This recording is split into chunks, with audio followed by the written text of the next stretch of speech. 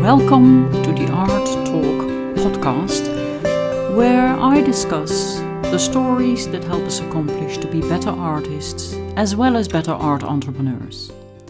I am Karin Merx, your host, and I'm artist, art entrepreneur, and art coach or teacher.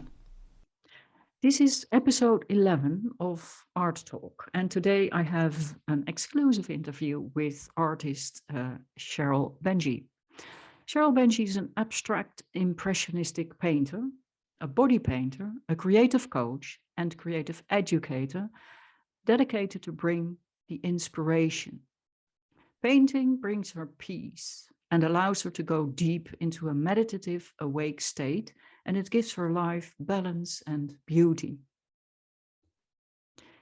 The longer you look at an object, the more abstract it becomes, and, ironically, the more real. Lucian Freud. Welcome, Sheryl. Thank you for being here today with me. And just to drop a question immediately to you, can you relate to this quote? Yes, absolutely. You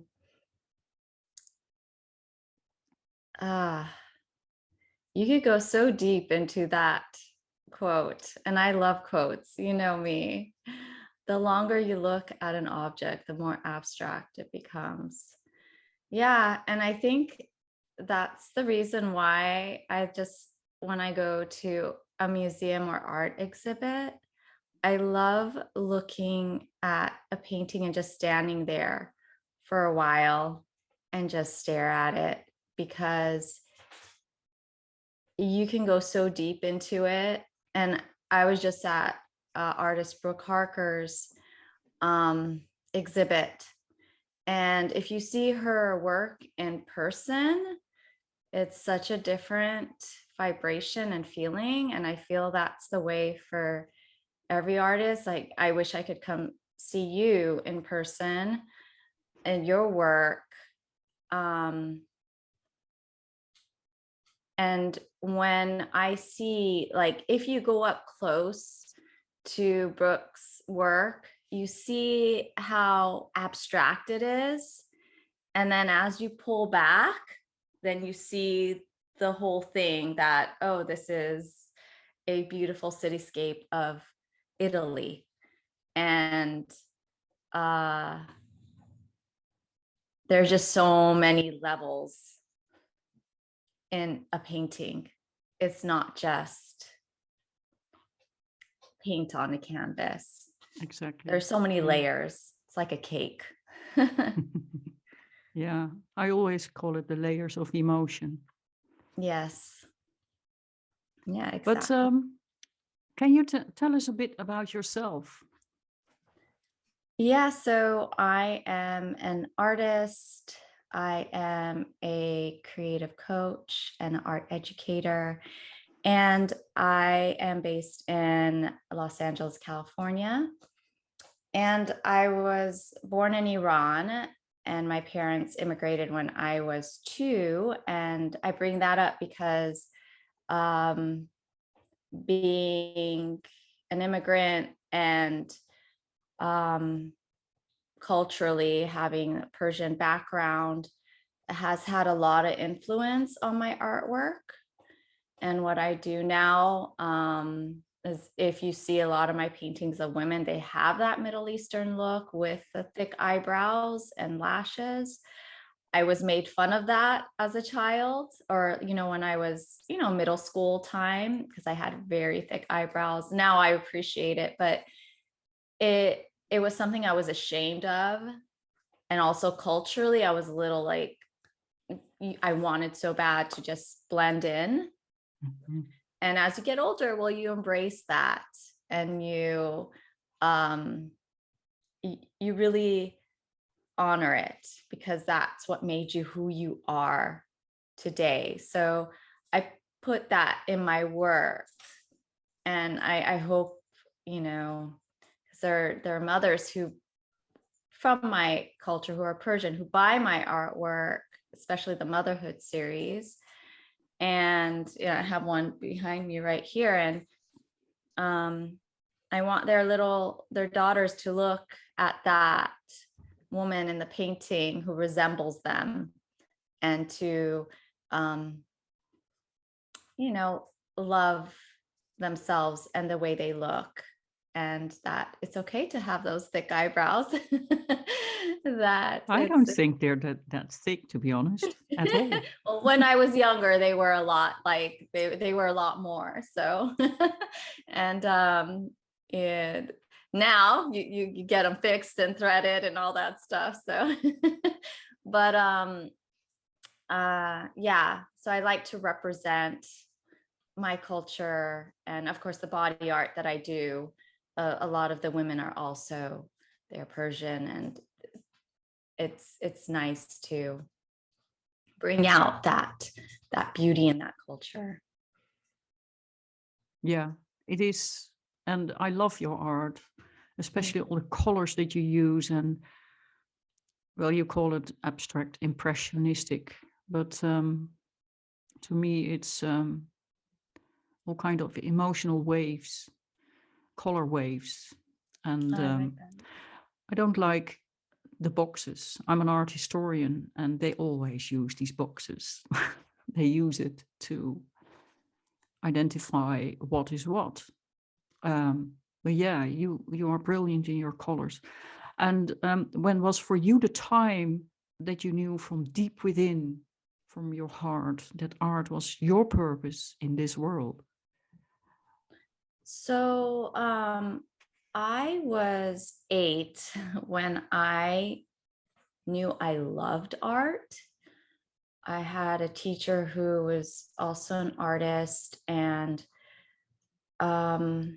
she was from New York, actually, and I loved her accent, just like I love yours. Like when I listened to your first podcast, I was like, oh, she has such a beautiful accent. But anyway, I knew that I wanted to create more at that age, but I didn't know that I wanted to do it professionally until I was 36. And I was doing it more as a hobby then.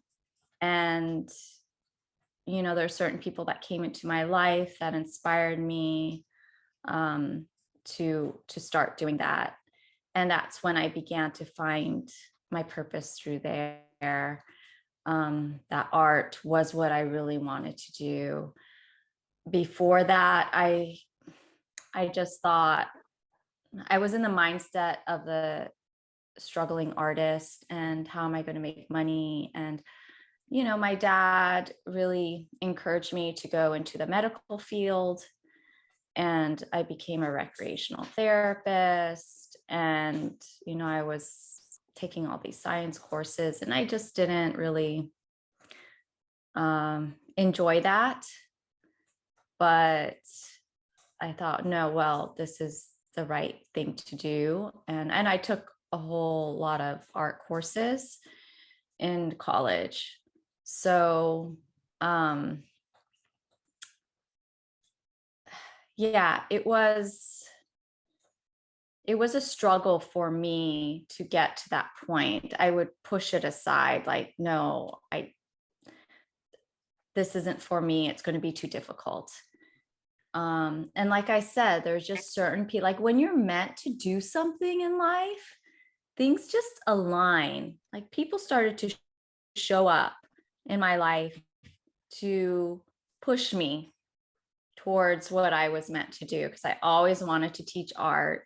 And I even, I told my dad that I was like, I really want to do that and become an artist. And it's like, well, how are you going to make money? And and he was a physician. So, and he was coming from the right place, and he was trying to guide me in the right direction. But I feel like when you get to the point where you could put aside what other people, because I always trusted other people's opinions and intuition and what I was supposed to do instead of my own. And that's what I've been learning to tap into, is my own gut feeling and intuition as I've gotten older. But I do wish I had that. Like I did have it, but I wish I listened to it more. when I was younger. Yeah. Well, I think a lot of people can relate to that. I hear so many people say, I wasn't allowed when I was a child, go do something useful. Or Yeah. even to the extent that people in art school tell you, you do not have talent. Well, I'm fortunate in that sense that nobody told me. And I just always went for it, always, even with music. That's a Yeah. story in itself, but it's not about me today. But the other thing is that you still can have, you put your intuition aside. And sometimes I think it's a woman thing. We are Yes. here, we get the tendency to take care of others and forget ourselves and our Absolutely. true purpose. Our true purpose is not always being there for family or your spouse. Yeah. So Absolutely. how does your art, your body art? I absolutely love your body art, and you have Thank created you. beautiful books. I've seen them. You have put them on. You have made some films about them and videos. So, what made you do that? What was your inspiration to start with body art? So I became fascinated with it when I went to one exhibit that I had my work at, and it was called the Chocolate and Art Show. And they would have like the chocolate fondue, like fountains, and you could, this was pre-COVID, or, they had strawberries out and you could, dip your strawberries in there. And it was a really fun event. And this was in the beginning of my art career, and I had some of my work there. And then they would also have artists there painting bodies, painting people. And I would just stand there and watch. And I was just so fascinated and awe of it. And then I saw an artist on Facebook, and she was in the process of painting someone, and she had a beautiful elaborate background and even like the furniture painted and everything, and that person just blended into that background, and that just sparked something in me. I was mesmerized, and I thought, wow, I would love to do something like that, but I don't even know where to start. I was like, how am I going to do this? And then I messaged 3 of my friends who were yoga instructors, or are yoga instructors. And I said, hey, I have this vision, and I was wondering if you would be interested in being a part of it. I have no idea how I'm going to even like do the background or what's going to come. But I really have this desire to do this. And they were like, I'm in. 2 of them said, I'm in. So I said, okay, great. And I went in, I created a background, and I took it to my friend's yard, and I started painting them. And that's when all the magic happened for me. It was like, I don't know, I got this natural high from it. And even for my friends, they were like, wow, that was so cool. That was such a fun experience. And one of them in particular was like, Sheryl, this is something that really sparked something for me. And first of all, she was like, I never thought anyone would ask me to model for them, which is something I've always dreamed of doing. I always want to be someone's model. I'm like, really? I never knew that. And then she said, you have something with this, keep doing it. And I said, okay, fine. And that first one, it was such a mess. Like, I look back on those photos and I'm like, I really had no idea what I was doing. And it was just paint like splattered all over this person. And But I always think back that had I known like how imperfect it was, because I thought it was like so cool and perfect then. And a lot of people who look back are like, no, it's beautiful. But I look at it and I'm like, oh my gosh, there was so much improvement and work to be done. But it's a good thing I didn't limit myself and think, oh, I'm just not going to be so great at it. And I have no idea what I'm going to do. So I'm not going to do it, because it opened up so many doors and possibilities, and people who I have made a difference for them, and they have made a difference for me, and I've healed them, and and whatever they were going through at the time, because I do feel art is so healing. It is, absolutely, yeah. Yeah, and so I feel like it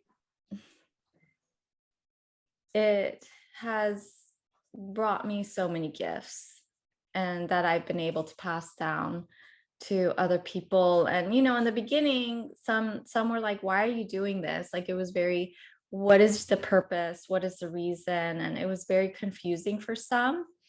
And especially from my cultural background, like there aren't many artists who do stuff like this, and it's a little unique. It's different, but I like that. I like, I like things that are a little, I like it. I, like you said, being out of the box. I don't like being I've been put in a box enough with, with my community, and, with religion, with just being raised a certain way, that I'm done with that.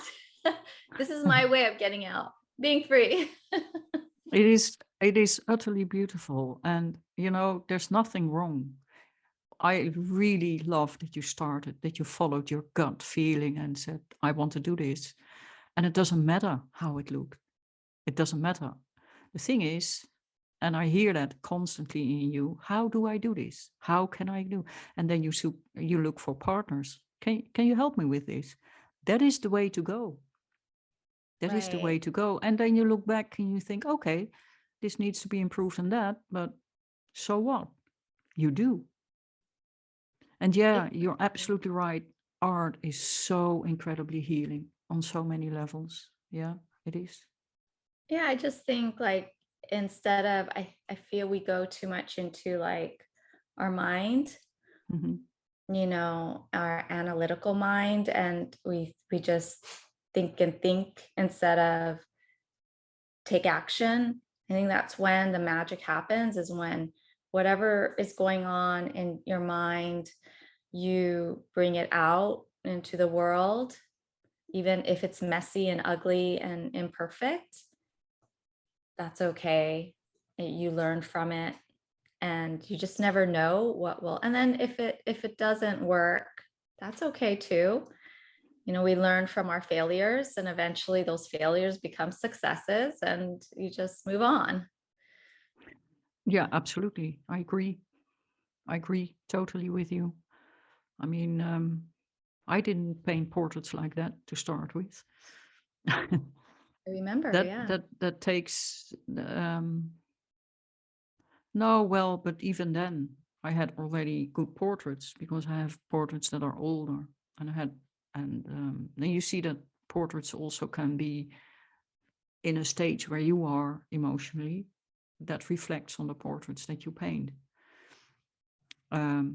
So I had a phase where I was at the stage like, okay, but this with colors and making it more bold, that is a new phase for me.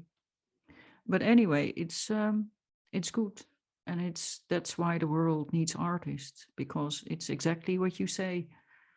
We have undermined the right half of the brain, and everything is analytical. And when we tap into the right brain, the right hemisphere, we connect with the universe, and we channel the beauty. And that's why we're here. And that's, I believe also, and you are a teacher and creative coach, You will meet people who are depressed, who feel better when they have the ability to express themselves with color, even if it's only with colors. You don't have to be a portrait artist or whatever, but just the fact that you can express yourself. Absolutely. And you bring up depressed. That's the state I was in, especially after my second child. And my father suffered from it until the day he transitioned. So I can relate to that. And that is one of the reasons why I incorporate so many colors into the work, because that was how I was able to, heal myself through art. I was put on a medication and that wasn't working for me. And maybe it just wasn't the right one, but I thought, okay, well, I know I could figure out other ways to do it. And I even had my first life coach. She told me, why don't you express how you're feeling through your art? And I never really, and especially like there was some stuff I was going through with my dad. And she's like, express how you're feeling about him through painting. And so that's when things started to like click for me that, hey, I can use this to bring out whatever it is inside of me.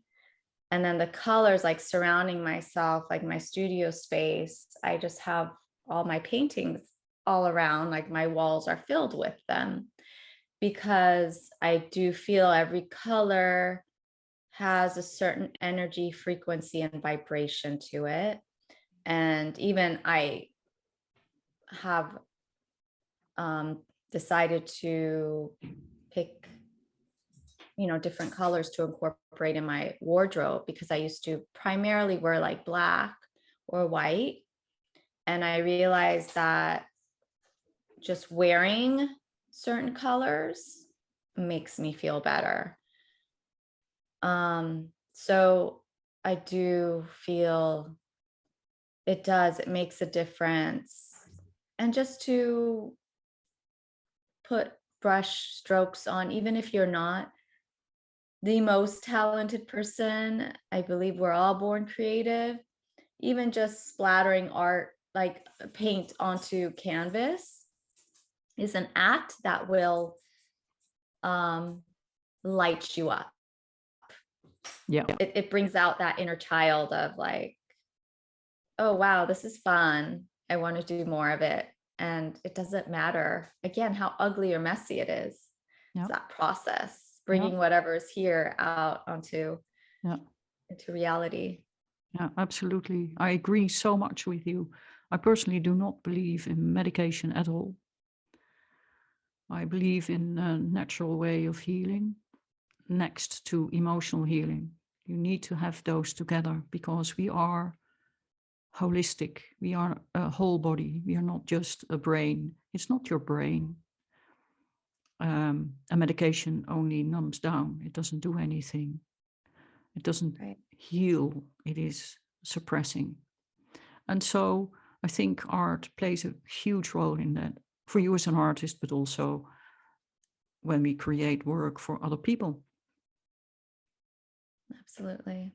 So, yeah. So you have a very specific style of your work, and we talked a little bit about it, but how important is it to have your own voice as an artist? It's really important for me, especially coming from a country that has been so repressed for so many years. It used to be free, when there was the monarchy, and we had the Shah there in Iran, and then everything just changed, and why my parents and so many of us had to immigrate. So for me to be able to express myself, to paint women, and to, paint images, the motherhood images where their breasts showing, there's nudity. I would not be able to do that in my country. And had I, if I did that when I was there, who knows, I could have been imprisoned or had some sort of consequence for doing that. I've heard of it happening to people. Actually, I was at a seminar and one woman was imprisoned while pregnant in Iran. And I wasn't sure why, but she was, for voicing something, that wasn't okay with them. So these are things I do think about, even though I was raised here for 40 something years in the United States. And I still think about how fortunate I am to have the freedom where I can do what I want with my art and not have the fear of, or limit myself, with what I'm creating. So I definitely wouldn't be able to paint people and women. And I've even done one where it was just, one where she was topless and I painted her body. That would not be okay in my country. It would have been really, I would have gotten in trouble, I'm for sure. Yeah. So you can get in trouble on Facebook, by the way. Yes, on Facebook you will. On Facebook you will. I did. I actually I was at the Getty Museum, and there's a artist, Imogen Cunningham, who had this beautiful photography. She was a photographer back in the day, and some of the art was from the 70s, and there was some nude photos, and one of them was a pregnant woman, and it was just so beautiful. And I took a photo of it and I posted all these images on Facebook, and that one image, they were like, they gave me we're giving you a warning. And I was like, oops. Yeah, I have a painting. I just got a warning that they took it out of my shop because it's a nude, well, half nude, because he has a coat on, model painting I did. Yeah. And you see his private parts, but I have we live in 2022. You see more rubbish on TV and everywhere, and then Facebook on the is billboards everywhere. The billboard. Yeah, exactly. Yeah. My kids are sick. And I remember once doing an art fair, and it was outdoors, and I had one of my motherhood pieces, and again, the breasts were showing, and they said, maybe it's better you don't bring that one.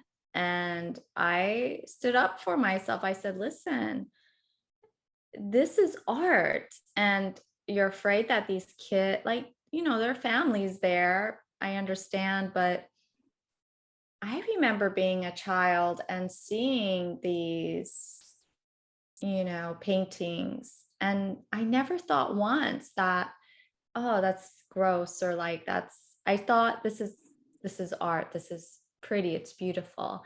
And even my kids who grew up with all this art around them that I have up, it never fazed them. But when their friends come over, they're like, oh, and they start to giggle. When they were younger, now they're used to it. Even one of my friends, her daughter said, Mom, can you tell Sheryl to stop putting those paintings up? And she was younger, she was embarrassed. But there's this shame, I feel, when it comes to that. Yeah. And there's no shame in it. I feel Europe is more open than, we are in the States about this stuff, but I could be wrong. I don't know. I think we are. I think Europe is more open. By the way, the UK is not Europe anymore, but Mm. I think they are. And especially in the Netherlands, they were where I come from. They are way more open to things like that. Yeah, absolutely. Yeah. Yeah. So I think there's a But beauty in it. absolutely, I don't see why it is something you have to be ashamed of. It's your body. It's you see the human being in its existence.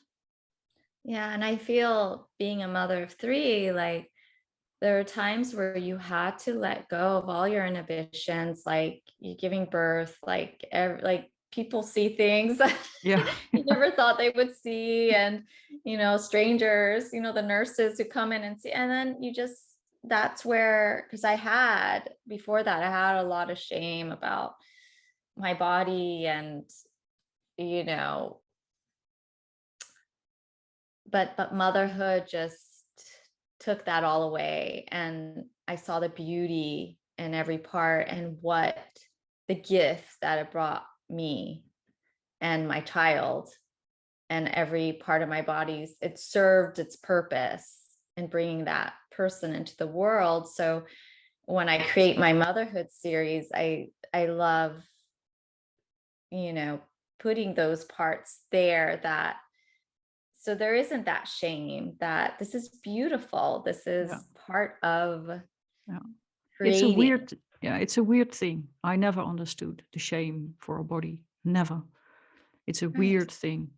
Yeah. Yeah. Yeah.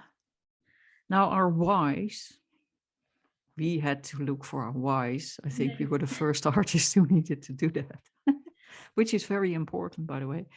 Yeah. But they are deeply spiritually connected. And how does that work for you in your art, as well as in the process of creating your art? Yeah. So it took me a while to get to that why, like, why am I doing all of this? And I realized through the years, with 8 years of doing this professionally, that, and I brought this up earlier, is that art healed me in so many ways, with my depression, with just struggles that I went through. And I wanted to give that to others, that tool, and to show them, hey, there's more than one way of, you know, helping yourself get through whatever it is you're going through. Yeah. And one of them is art.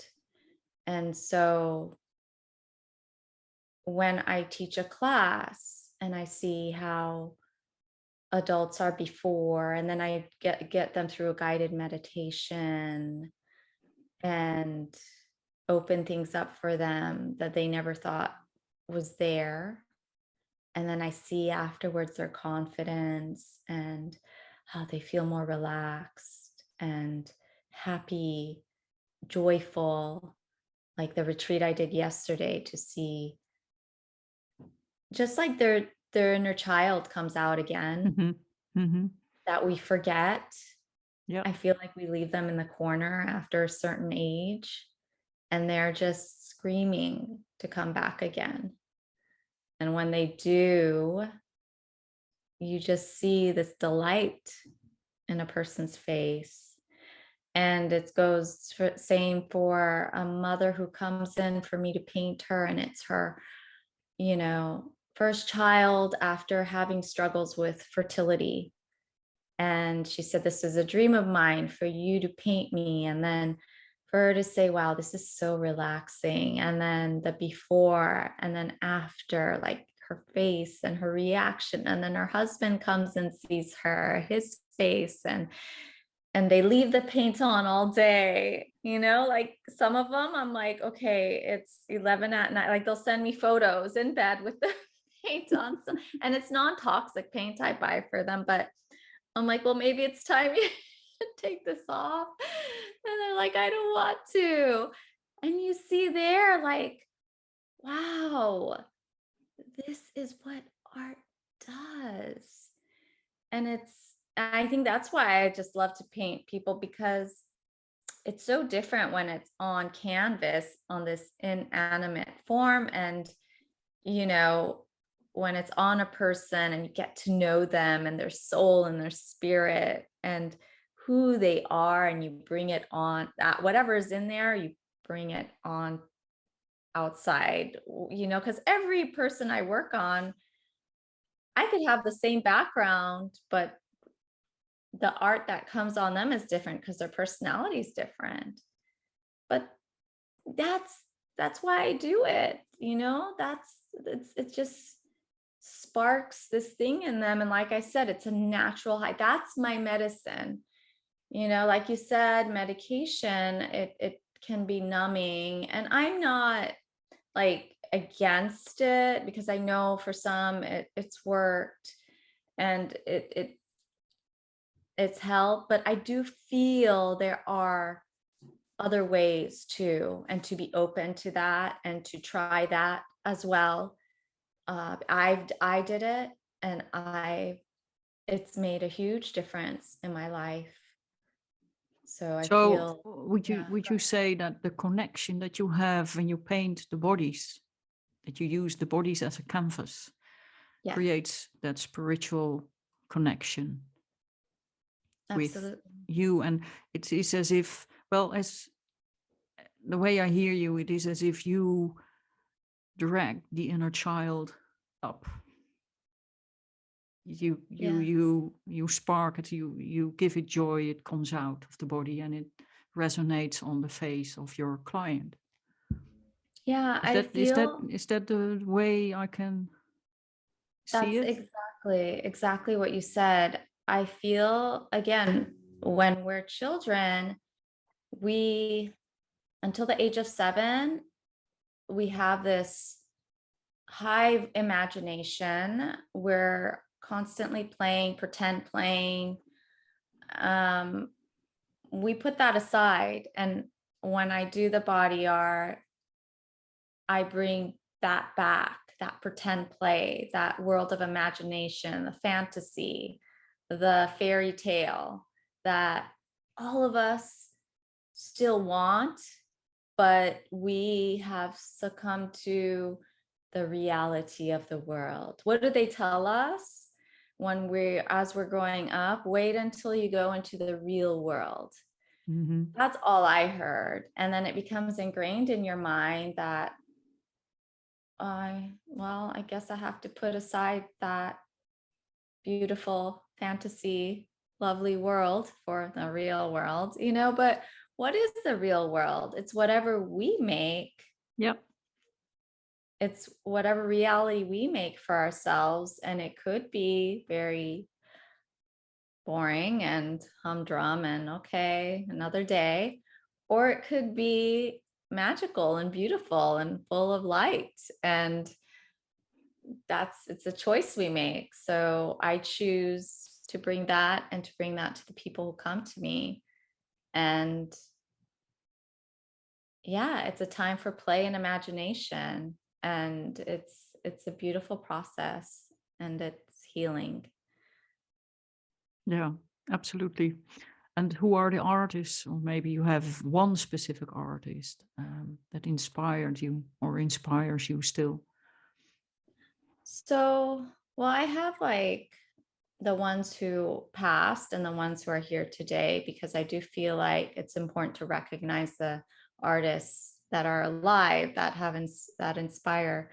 One of them was Gustav Klimt, who I first saw when I was doing a study abroad program. I think it was in Austria. Mm-hmm. And I was like, wow, this is just, wow. I had never seen his work before. And that's when I knew I wanted to paint more. And a lot of my work reflects his work. And also Frida Kahlo, who, she suffered a lot, went through a lot of pain, but I feel like she was able to express all of that without apologies. And she also healed through art, and she was just very bold. And today, who inspires me is one artist named Emily Jeffords. When I first started, she was this wonderful, I feel, artist entrepreneur, and she started with nothing. And I've taken her course before too, and she's just this wonderful, calm, beautiful woman who brings so much light into the world with her art and everything she does. So I've always looked up to her. And of course, three other amazing women from Saturday Night Live art shows, which you've done many times with us, is Joan Marie, who is just this magical, amazing artist, and Nicole McDaniel, just classy, sweet, and Brooke Harker, who started Saturday Night Live art shows, who just a ray of light.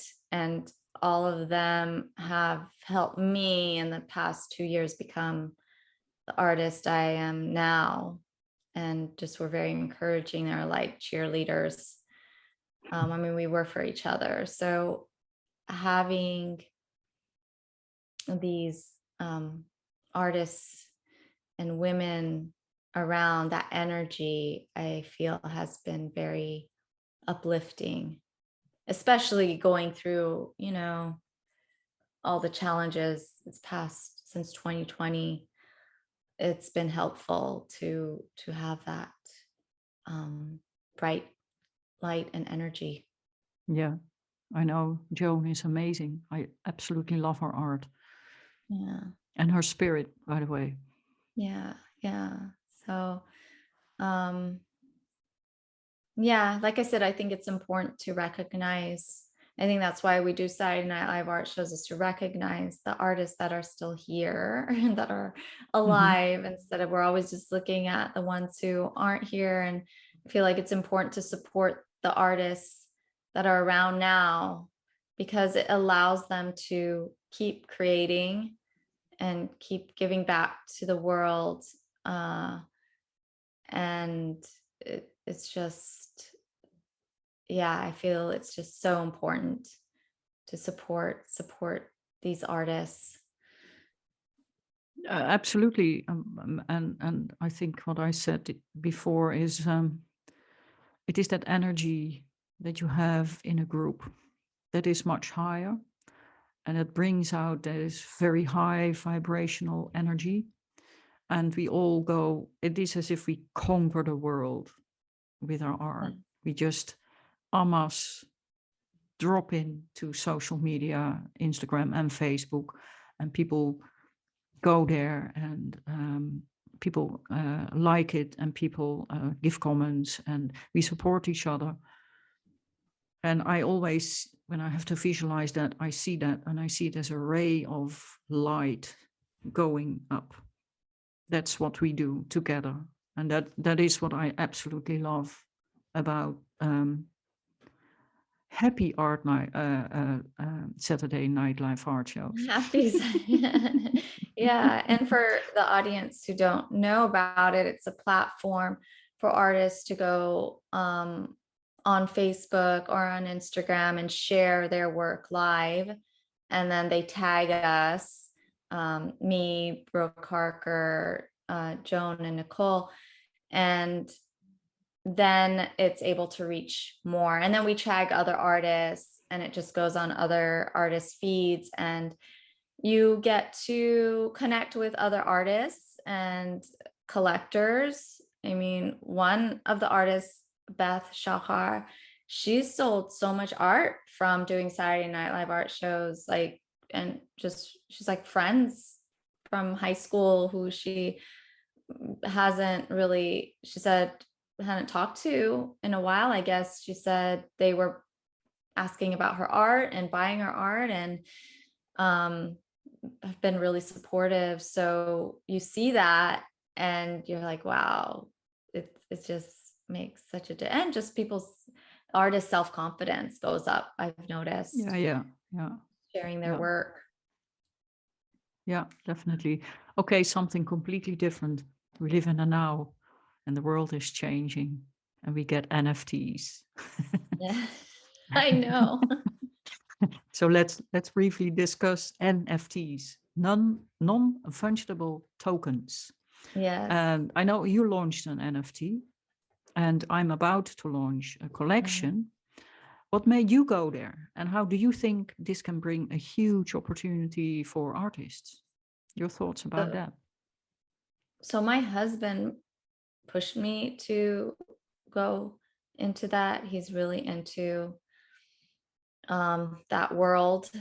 And I was resistant at first. And he said, listen, I'll help you.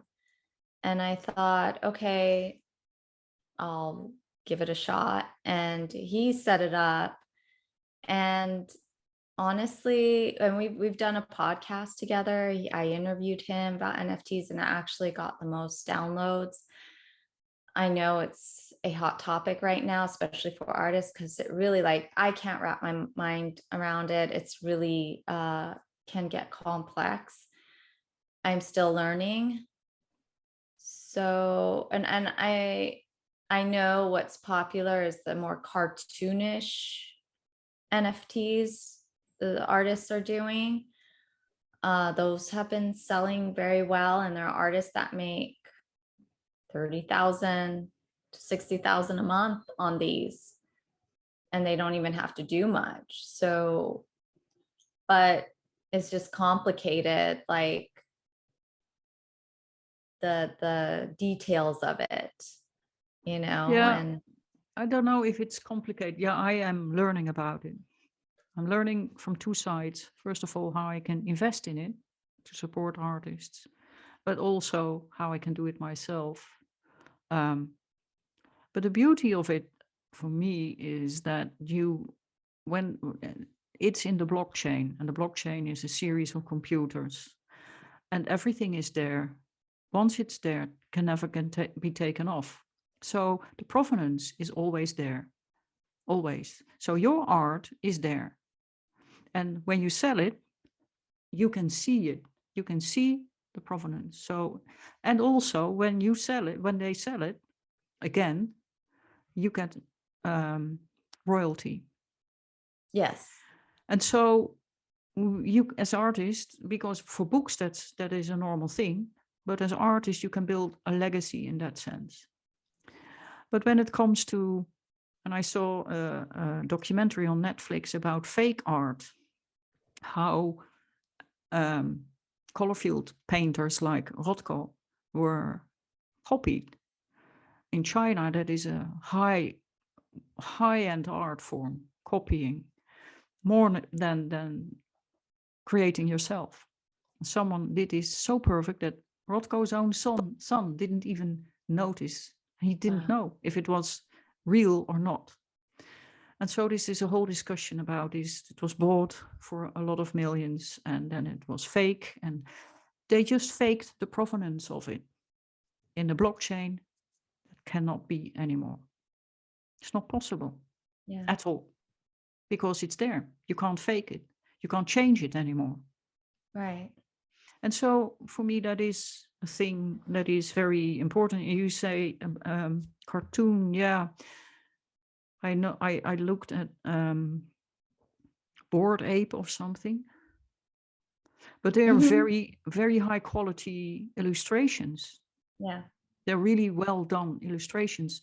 And what I noticed, everyone has a utility, so you can create different types. So you get as a collectible. I don't know if your children had cards that they could, and you go to your friends and you can change them out. You get these things also in the NFT world. Yeah. Right. Yeah. The only thing, like one thing I talked to my husband about is like, how do you know that that is your, like, it's not a copy, that it's the actual original that you like, how I feel like they still haven't really perfected that yet, you know? Yeah. That's protected. If he Yeah. has set up that, you have to connect that to a wallet. That's called a wallet. And OpenSea works with MetaMask, and that is protected. And he knows exactly how to do that. So that's protected. And Yeah. also, your name is there. You have put it in. You have filled in everything, all the details about it, the story, etc. That's in the blockchain. That can never change anymore. So it's not, they can't steal it and then say, hey, I did this. It's not possible. It's there. And that's what I say when art historians always look at the provenance. Where did it come from? What route did it go? And that kind of creates the value of art. Like an old Van Dyck is an original, is worth more than a copy of it, for instance. And but we never know. There is no provenance. Well, there is, but it can change, especially when people fake art. Yeah. We had a famous one in the Netherlands, and he ended up in jail. Wow.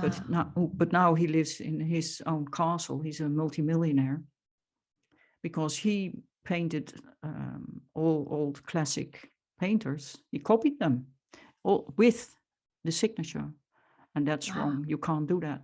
But yeah, and so this whole digital version is different. In my case, I have paintings like what I have behind me, for instance. I can put them there. The one who buys that get the actual painting. They get the actual painting. Yes. And I've heard of artists also destroying the original piece and actually showing it. I mean, I talked about with my husband in the podcast, and he said, yeah, they shred it live, put it online, and the NFT is worth more than, because the original is destroyed. So I thought that was very interesting. Yeah. Yeah. But then I ask myself, are you painting for the value what an NFT can do? Or do you paint like because you have a why? I could never ever destroy a painting I painted. I couldn't do that. It is as if I kill a part of myself. Yeah. That's not possible. So yeah, but it has interesting things anyway. So what would you advise artists who just came from art school? They just start out and they want to go professional. What So advice would you give them? I didn't ever go to art school, although I wanted to. But like I said, I took a lot of like art courses on the side. I would say take a marketing course as well, because from what I heard in art school, they don't teach you about business and the marketing side, which is very, I don't know, confusing to me, because you go out there and, well, this is where the real world comes in, is you have to know how to market yourself and turn it into a business in order to sell your work. Otherwise, you're just going to keep creating work that's not going to go many places. So, or take an art coaching class. There are so many online courses. Yeah, I think sometimes I hear about artists who have spent so much money on art school, and then they come out and they don't have that confidence, or they just give up because they see how, I guess, challenging it be to be out in the art world and to market yourself. So they just give up.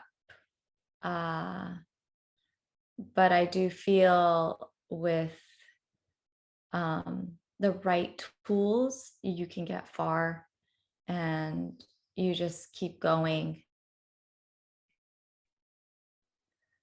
And if you have to get another job or have something on the side to keep you afloat, it's okay. When you depend solely on your art to bring you your income, money, whatever, you are asking too much. Like, it's like asking a cat to start talking or to do something, and it just stares at you like, oh, I don't get what you want.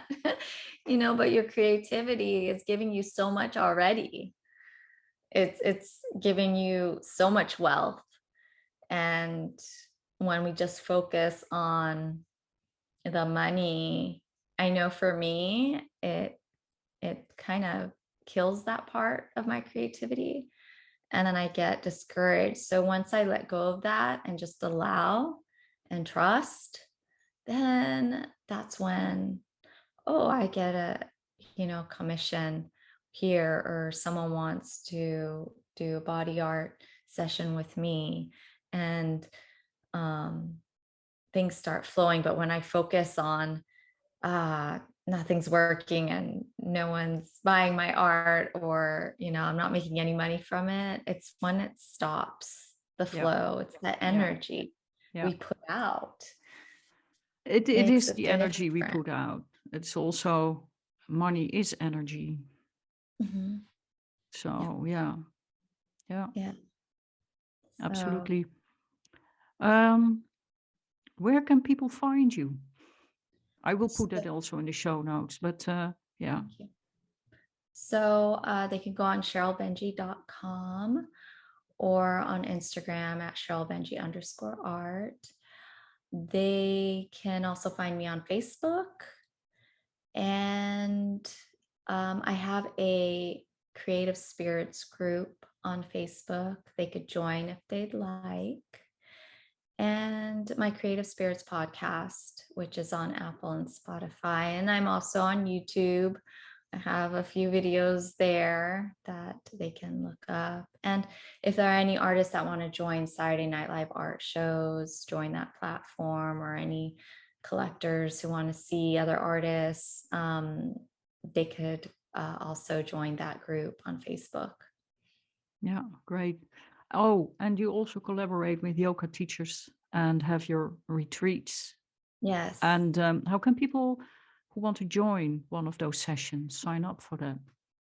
Yeah, so if they're in the LA area, they can contact me. You can direct message me, and I could give you the information. Yeah, we just did one yesterday. It was yoga, sound bath, and art with me. And there was a beautiful lunch included, and it was from 9:30 to 3:30. And it's just this little getaway. We used to do the weekend retreats before COVID.